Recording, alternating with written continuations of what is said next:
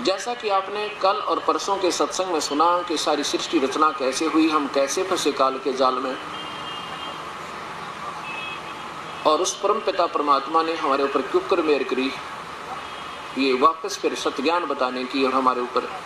रजा करके हमें सतलोक जाने के तरीका बताया। उस परमेश्वर ने हमें बताया कि बेटा तुम इस काल के जाल में फंसे हुए हो, और इसने तो 70 युग और 64 युग 3 बार तप करके ये 21 ब्रह्मांड और यहाँ के ये सब साजबाज प्राप्त किया हुआ है,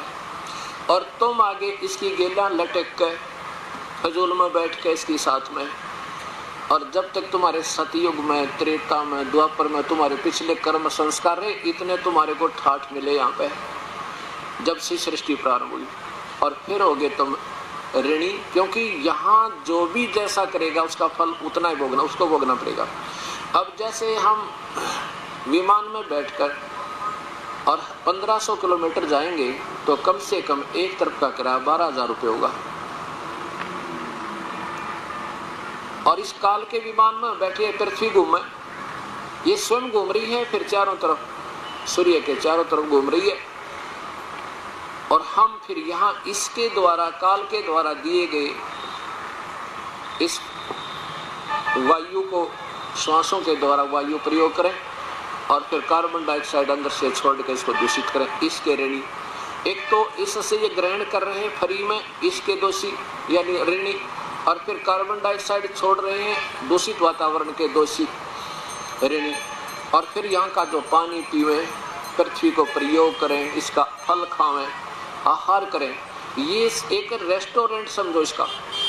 और हम यहाँ पर इस विमान समझो, विमान में जिसमें खाना भी पीना भी सब मिल रहा है, और हम इसको प्रयोग करें, जिसके कारण हम क्या करते हैं इसने कुछ तरीका बनाया है कि जो मेहनत ऐसे कर्म करेगा, वेदों अनुसार साधना करेगा, उसका इतना कमाई बन जाएगी। जैसे कोई मजदूर लग जाए किसी के,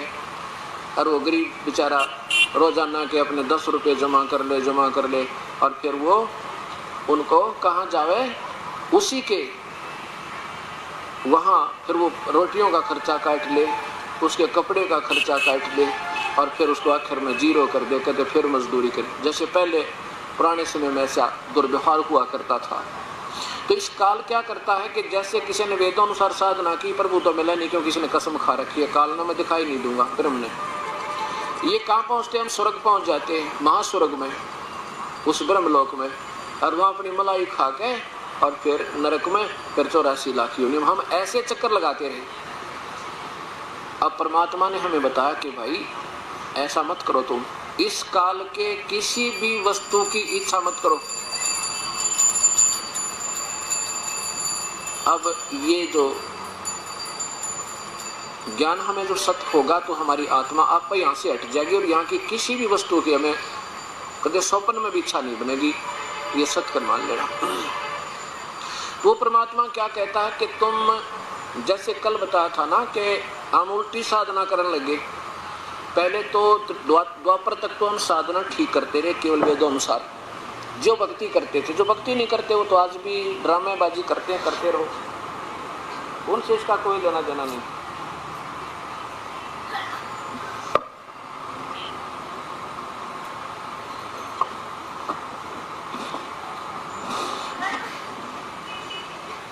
और जो भक्ति करते थे वो केवल वेदों अनुसार साधना किया करते थे।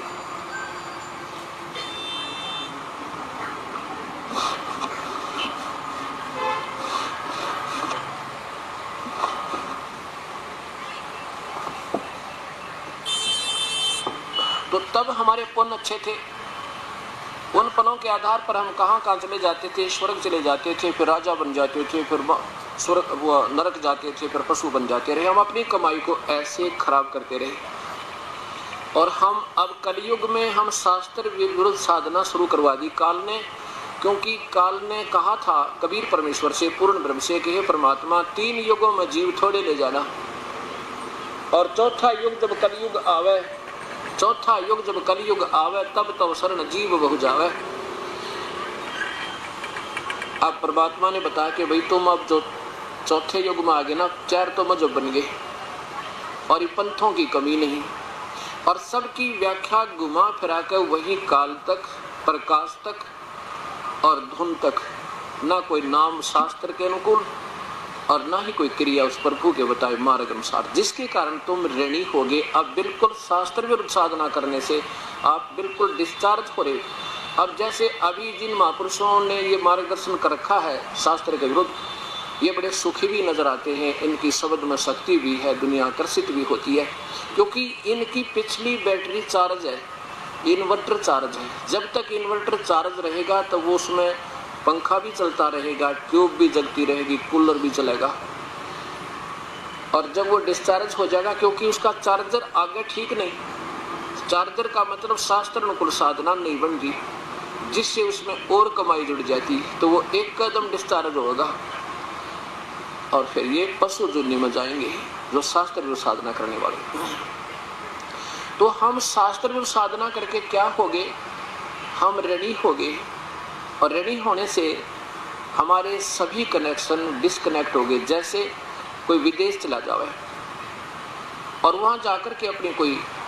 धंधा कर ले, जैसे कोई फैक्ट्री वैक्ट्री लगा ली, और उसका जो है फैक्ट्री बंद होगी,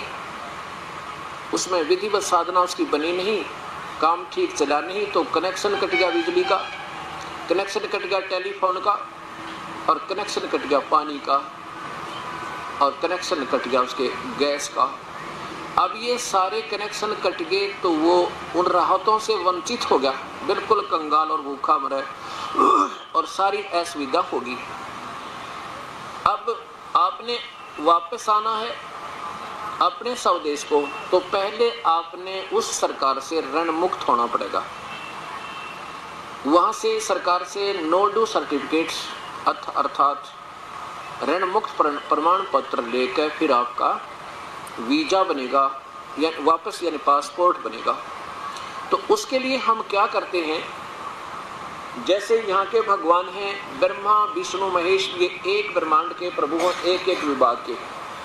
और ये शक्तियां जो हैं, जैसा कल आपको बताया था सत्संग के माध्यम से,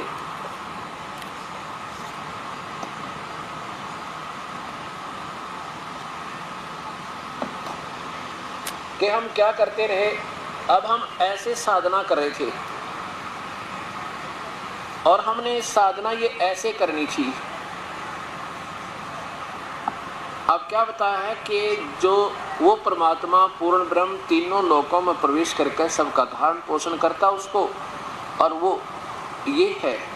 अब हम पूजा तो करेंगे पूर्ण परमात्मा की और फल लगेंगे ब्रह्मा विष्णु महेश के। अब ये हमें बहुत प्यारे लगेंगे क्योंकि इन्होंने हमें फल देना है, इसलिए इन भगवानों की महिमा ज़्यादा होगी क्योंकि हमें राहत इनसे मिल रही थी। अब हम ऐसा कर रहे हैं, अब ये भी विवश हो गए हमें लाभ देने से, क्योंकि इन टहनियाँ का फल लगने बंद हो गए, क्योंकि हमारी शास्त्र विरुद्ध साधना यानी उल्टा पौधा बीज रखा। अब हम आपको ऐसे कराएंगे, बस कुछ भी नहीं करना, ना तुम्हें छोड़ना ना कुछ करना, ये पौधा सीधा करना। एक का साधे सब सदा सब साधे सब जा, और माली सींचे मूल को फिर फल फूलेगा। अब जैसे आपने किसी फैक्ट्री में